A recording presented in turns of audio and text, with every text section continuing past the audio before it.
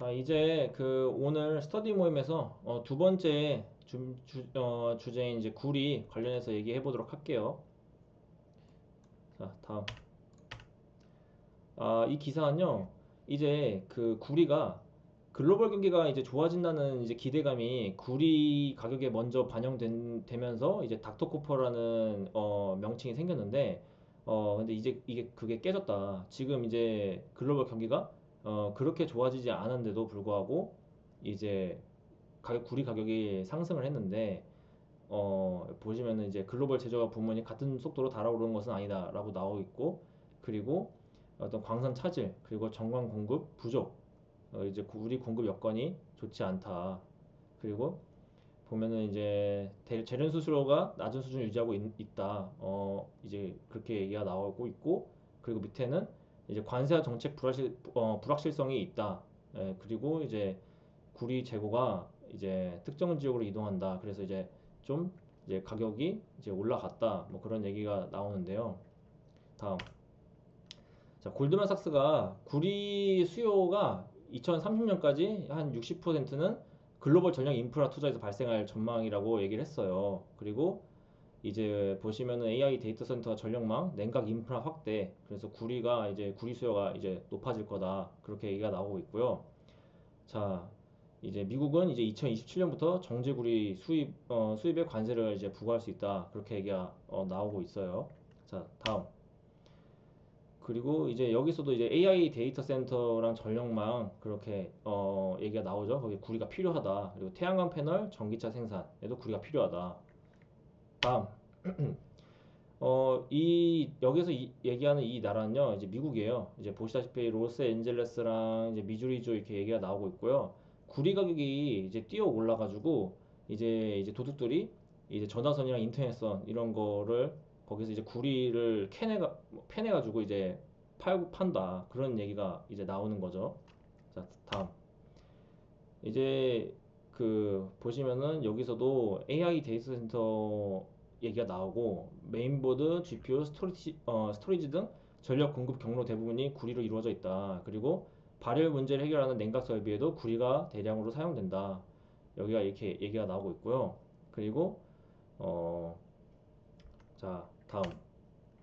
이 보시면요. 이 기사는요.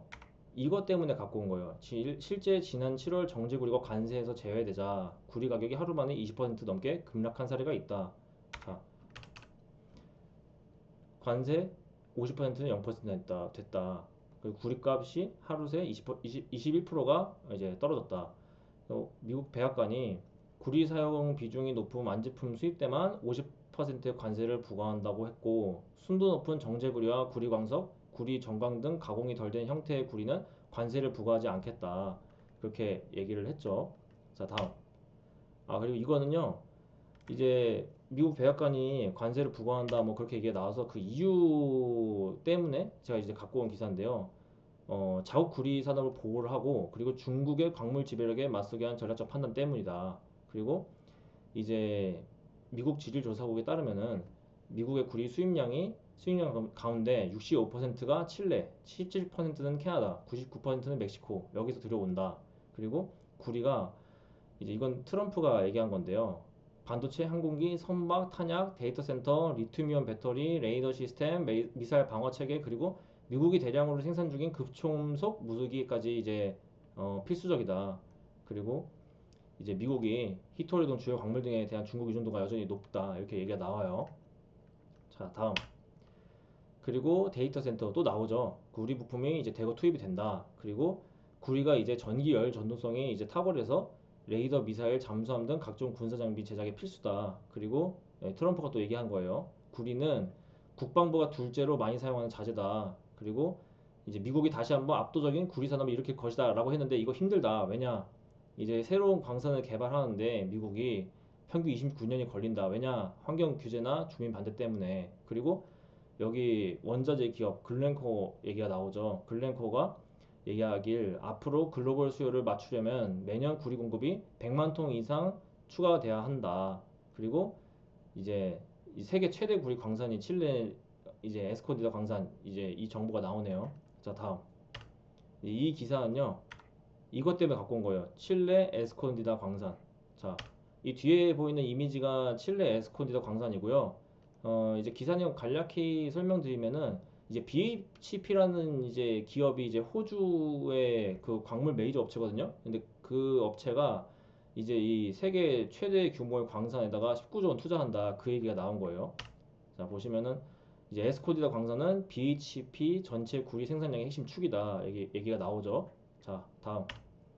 책 속으로 이제 그 구리에 대한 정의가 나오고요. 이쪽은 제가 건너뛰고요. 여기부터 읽을게요. 구리 수요가 증가하고 가격이 오르면 일반적으로 경기가 화랑이라는 신호로 해석되며 반대로 수요가 감소하고 가격이 하락하면 경기 침체의 징후로 받아들여진다. 그래서 경제 분야에서는 구리를 구리박사 닥터 쿠퍼라고 부르는데 그러나 구리 가격의 경기 예측 능력은 통계적으로 입증된 바 없다. 그리고 비철금속 산업은 대규모 자본이 필요하고 투자 자본의 회수 기간이 길고 사업 위험이 높은 분야로 광물 메이저들의 역할이 필수적이다. 아까 BHP 같은 그런 메이저 업체를 얘기하는 거겠죠. 자, 종합 광물 회사로는 호주의 BHP 그룹, 영국 호주의 리오틴토, 스위스의 글렌코어 등이 유명하다. 그리고 구리 메이저 업체로는 프리포트 맥모란, 미국, 코델코, 칠레 국영, BHP, 호주, 앵글로 아메리칸, 영국, 글렌코어, 스위스 이 정도가 있다. 얘기가 나와요. 다음. 그리고 2022년 기준 칠레는 구리 매장량과 생산량 세계 1위다. 그리고 칠레 구리 매장량은 2022년 기준 1억 9천만 톤으로 세계 1위고 2위인 페루보다 50% 이상 많으며 생산량 역시 533만 톤으로 2위와 3위인 페루와 콩고 민주공화국을 합한 것보다 많다. 그리고 인도네시아는 세계 2위 구리 광산인 그라스버거 광산이 있는데 매장량이 1,400만 톤으로 인도네시아 전체 매장량의 58%를 차지한다. 그리고 인도네시아 정부와 미국 광산기업 프리포트 맥모란 아까 보시면은 여기 나오죠. 예, 미국의 메이저 업체죠. 구리. 프리포트 맥모란의 합작 기업인 PT 프리포트 인도네시아가 운영을 하고 있다. 이 그라스 그 광산을. 자, 다음. 이상 이 그 위에 부분은요. 이 책에 나온 내용이에요. 이거 이제 읽은 책이라서 하나 가져왔고요. 자, 다음. 아, 이게 인도네시아에 있는 이제 그라스 광산이라는 건데요. 이 부분 때문에 가져왔어요. 그라스버그 광산. 이 뒤에 있는 사진이 이제 인도네시아에 있는 그라스버그 광산을 보여주는 거고요. 이게 기사 내용을 살짝 말씀드리면은 이 프리포트 맥모란이라는 이제 아까 그 이 미국의 구리 메이저 업체잖아요. 그 메이저 업체가 이제 그 인도네시아 광산에다가 투자를 해서 일을 하고 있는데 여기 사고가 났어요. 그래가지고 이제 공급에 차질이 생긴 거죠. 예. 여기 보시면 이 광산은 프리포트 인이 자회사 자산의 절반가량 차지하는 핵심 사업장이다 나오죠. 근데 그래서 이제 구리 가격이 엄청 뛰어 올랐다. 그 얘기를 하는 거예요. 자, 다음. 이것도 책에 대한 나온 내용인데요. 이제 전형적인 제조업 섹터에 구리가 가장 널리 쓰이기 때문에 이제 닥터 쿠퍼라고 이제 그 다시 읽을게요. 참 산업금속 가운데서도 그 우리를 닥터 쿠퍼라 부르며 글로벌 경기 동행성이 가장 높은 금속으로 알려진 까닭도 전형적인 제조업 섹터의 구리가 가장 널리 쓰이기 때문이다. 그래서 구체적으로 보면은 건설업 46%, 전기전자 21%, 자동차 운송 16%, 일반 소비재 10%, 기계 7% 순으로 구리가 많이 사용된다. 그리고 칠레와 페루, 칠레 또 나오죠. 글로벌 전체 생산량의 40% 이상을 차지하고 중국이 전체 소비량의 40%를 가져가고 있다. 그리고 전기차 같은 경우에는 전자장비와 배터리 제조 수요가 증가하기 때문에 이제 구리를 많이 쓴다 그렇게 얘기가 나오고 있고 이제 가솔린 차량 이제 한 대당 구리가 쓰이는 거 대비 이제 전기차는 이제 약 3배가 증가한다 구리 이제 소모량이 그리고 태양광 및 풍력 발전 설비에도 이제 구리는 핵심 원자재다 얘기가 나오고 있고 여기 보시면은 이제 구리 가격을 그래도 움직이는 요체는 글로벌 경기 개선 여부이다 이렇게 얘기가 나와요. 자, 다음. 자, 구리 광산에서 캐낸 저품의 광석 상태를 구리 정광이라 한다. 정광은 재련 작업과 정련 작업을 거치면서 고품이 전기동으로 변신한다. 그 이후에는 가공을 거쳐 판, 봉, 관, 선 등의 금속 제품으로 만들어지며 이를 완제품이 제조업과 건설업 등의 자재로 사용되어 소비자들에게 연결되는 것이다. 또한 건설 현장 등에서 회수된 금속은 스크랩의 형태로 다시 정련 과정을 거쳐 재활용된다. 그리고 이 부분이 좀 더 이제 그 관심이 있으신 분들이 많을 것 같아요. 산업금속 거래를 이어주는 대표적 기업으로 글렌코어가 유명하다. 아까 스위스 종합 이제 광물 업체죠. 메이저 업체. 원자재 생산 국가에 진출해 해당국 권력자에게 로비 활동을 펼치는 것으로 악명 높기도 한데 원자재 시장의 큰 손이라는 별칭처럼 원자재 채굴 및 중개업으로 높은 이윤을 창출한다. 이 기업의 전 세계 산업금속 중개시장 점유율을 보면 아연 60%, 구리 50%, 납 다시 5%로 이들의 힘을 짐작케 한다. 콩고에도 오랜 기간 영향을 확대시켜 왔다는 점에서 코발트 등 전략 자원 확보에도 유리한 위치를 점하고 있다. 이제 우리가 이제 살면서 뭔가 정부가 제일 위에 있다라고 생각을 할 수 있는데 이런 정보를 보면은 정부 위에 뭔가 다른 존재가 또 있을 수 있다라는 거를 암시할 수도 있겠죠. 자, 다음. 이 책 정말 좋은 책이고요. 지금 이제 이 부분은요, 이 책에서 이제 갖고 온 발췌한 내용이에요. 자, 다음. 자, 전기를 생산하여 각 가정으로 보내는 물질, 이러한 혁명을 초래한 물질은 바로 구리였다. 그리고 미국의 투자은행 골드만삭스는 2021년에 발표한 보고서에서 구리는 새로운 석유라고 이제 선언했다. 구리는 열과 전기 전도성이 우수하다. 연성이 매우 커서 돌돌 말거나 느리거나 와이어로 꼬아도 끊어지지 않는다. 강도, 부식에 대한 내성, 재활용 적합성 모두 뛰어난 금속이다. 그리고 기존의 발전소, 풍력 발전 터빈, 지역 발전소, 수력 발전댐 모두 핵심은 구리이다. 태양광 패널에 흐르는 전류 대부분은 구리 덕분에 존재한다. 철광석은 구리에 비해 광물 함량이 매우 높다. 철광석이나 철 함량은 60%인데 비해 동광석의 구리 함량은 겨우 0.6%에 불과하다. 그러므로 구리 1톤을 얻으려면 철 1톤을 얻을 때보다 훨씬 많은 흙을 파내야 한다. 구리를 채굴할 때는 다른 금속에 비해 흙을 훨씬 많이 파내야 하지만 그 최종 결과물은 매우 적다. 다음. 이 기사는요. 여기 보시면은 미국의 투자은행 골드만삭스 이 부분 나오죠. 이것 때문에 제가 가져온 기사예요. 여기 보시면은 이제 골드만삭스가 구리가 이제 새로운 석유라고 얘기가 하고 이제 많이 쓸 거다. 2030년까지 뭐 이렇게 얘기가 나오죠. 자, 다음. 자, 최초의 대규모 광산은 키프로스에 있었다. 키프로스를 그리스어로 하면 쿠프로스가 되는데 여기서 구리를 뜻하는 영어 코퍼가 나왔다. 이거는 좀 흥미로운 정보긴 하죠. 그리고 광산 기업들이 말하는 매장량이란 그들이 소유하거나 채굴권을 부여한 광산에 남아있는 매장량을 뜻한다. 그러므로 전 세계의 구리가 30에서 40년 분량만 남았다는 말은 실제로 땅속에 구리가 그 정도만 있다는 뜻이 아니라 광산 기업들이 채굴 계획을 세운 시기가 그 정도라는 소리다. 그리고 이렇게 내려와서 사실 우리가 더 집중해야 할 것은 천연자원의 양이다. 이는 미래에 채굴하겠다고 계획을 세운 수치일 뿐 아니라 장차 땅속에서 발견될 것까지 포함하는 모든 금속에 관한 수치이다. 이렇게 나와요. 그리고 자, 보시면은 음, 이 부분은 이제 넘어가도 될 것 같아요. 그냥. 자, 다음. 네. 탄소 중립을 달성하기 위해 최근 몇 년간 내건 다양한 어, 약속을 이행하려면 엄청난 양의 구리가 필요하다. 탄소 발자국을 줄이겠다는 말은 곧 구리 발자국을 늘린다는 말이 된다. 그나마 좋은 소식은 구리를 재활용으로도 구할 수 있다는 사실이다. 나쁜 소식은 낡은 파이프와 전선을 가능한 한 많이 재활용하더라도 우리가 필요한 양에는 턱없이 부족하다는 것이다. 이 책에서 나온 내용이고 이 책도 괜찮은 책이에요. 한번 읽어보셔도 좋을 것 같아요. 자, 다음. 이게 이제 구리 관련해서 이제 전선업계가 연결이 돼서 제가 가져온 기사인데요. 이 보시면은 자, 전선업계가 이제 에스컬레이터 조항이라는 게 있대요. 이게 뭐 에스컬레이션 조항이라고도 하고 에스컬레이터 조항이라고도 하는 것 같은데 보시면은 이제 구리의 가격이 올라가잖아요. 그러면은 얘네가 파는 이제 제품 판매 가격에 이 즉각 반영이 되는 거예요.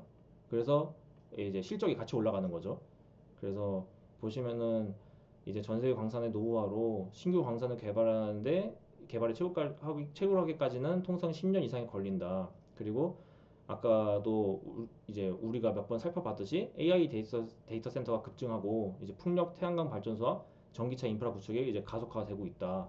그리고 이제 전선 제조 원가에서 구리가 차지하는 비중이 제품군에 따라 60%에서 최대 90%에 달한다. 그러니까 구리 가격에서 많이 이제 왔다 갔다 하는 거겠죠. 구리 가격이 오르면 에스컬레이션 조항에 따라 전선 판매 가격도 자동으로 올라가고 결과적으로 기업의 매출 매형이 커지는 구조다. 이거는 전선업계 투자하고 싶거나 이제 투자하시는 분들은 참고하시면 좋을 것 같아요. 자, 다음. 판가가 상승해 매출 규모가 커지면 인건비나 감가상각비 같은 고정비가 전체 매출에서 차지하는 비중이 줄어드는 규모의 경제 효과가 발생해 영업이익률 개선에도 일부 도움이 된다. 그리고 구리 재고 자산의 평가액이 상승하면서 발생하는 이익 증대 효과도 있다. 그래서 구리 가격 뛰면은 여러 가지로 좋다. 이런 얘기를 하는 거고요. 자, AI 데이터 센터가 대규모 송전망 확충이 이제 필수적이다. 근데 그래서 이제 초고압 직류 송전 케이블 이런 이 제품이 이제 필요하다는 거죠. 근데 이걸 만드는 데가 어디냐? 이제 생산할 수 있는 기업이 국내 LS 전선을 비롯해 유럽의 넥상스, 프리즈미안, NKT 등 전 세계적으로 6곳 안팎에 불과하다. 그래서 LS 전선이 일을 되게 잘한다. 뭐 그렇게 이해하시면 될 것 같고요. 밑에는 이제 LS 전선이랑 대한전선 이제 매출 정보랑 그다음에 이제 수주 잔고가 이렇게 된다. 3분기 수주 잔고에 대해서 이제 나와 있고요. 어, 잘 나가고 있다. 그렇게 이해하시면 될 것 같아요. 자, 다음. 전선은 부피가 크고 무거워 운송비가 많이 들기 때문에 현지 생산 거점 확보가 필수적이다. 그래서 LS 전선이 동해 5공장을 준공을 하고 이제 초고압 직류 송전이죠. 그 케이블 생산 능력을 이제 4배를 늘린 데 이어서 미국 버지니아주에 1조 원 규모의 해저 케이블 공장을 짓고 있다고 하는데 이 뒤에 있는 이 그림이 이제 조감도예요. LS 그린링크 조감도예요. 참고하기 위해서 이제 가져왔고요. 자, 보시면은 이제 한국에서 유럽으로 케이블을 보낼 경우 운송비와 보험료가 제품가의 20% 이상을 차지한다. 그래서 미국 공장이 완공되면은 북미는 물론 유럽 시장 공략 시 이제 물류비를 획기적으로 줄여 이익률을 높일 수 있다. 이렇게 얘기를 했어요. 그리고 대한전선도 이제 충남 당진 해저 케이블 1공장을 준공하고 이제 2027년 가동을 목표로 한다. 그리고 목표로 이제 해저 2공장 건설을 이제 추진하고 있다. 그리고 이제 이 공장에서는 이제 HVDC 헤이저 케이블과 초고압 직류 송전 케이블을 이제 생산할 예정이다. 이제 그리고 베트남 생산 범위도 있는데 여기서는 이제 초고압 케이블 공장 설비를 확충하고 남아프리카 공화국 생산 거점의 설비도 이제 고도화하고 있다. 그래서 어쨌든 LS 전선이나 대한전선 둘 다 일 열심히 하고 있다. 그 내용이에요. 자, 다음. 이거는 앞에 이제 이것 때문에 가져온 건데요. 이 초고압 직류 송전 케이블 이거 어떻게 생긴 거냐 만들어서 판다고 하는데 이제 이렇게 생긴 거래요. 이게 대한전선에서 제가 가져온 거고요. 이제 교류 전력을 직류 전력으로 변화시킨다. 그리고 전류 손실이 적고 2배 이상의 전류를 공급할 수 있어서 장거리 대용량 송전에 적합하다라고 얘기가 나오네요. 자, 다음. 그리고 이 자료는요. 앞에 보시면은 이제 6곳 안팎에 불과한 이제 그 기업들이 나오잖아요. 유럽의 넥상스, 프리즈미안, NKT 등. 이 회사들이 뭐 어떤 회사인지 좀 잘 몰라가지고 위키백과를 참고를 했어요. 그래서 보시면은 일단 프리즈미안이 이제 선두 기업이에요. 이탈리아 밀라노에 있고요. 그리고 넥상스, 프랑스 파리에 있다고 하네요. 세계에서 두 번째고요. 그리고 NKT, 덴마크 코펜하겐에 있는 회사라고 하네요. 그래서 네, 제가 오늘 스터디 모임에서 준비한 자료는 여기까지고요. 저는 다음 주에 또 흥미로운 경제 기사로 다시 또 스터디 모임을 진행하도록 하겠습니다. 네, 그동안 시청하시느라 고생 많으셨습니다. 감사합니다.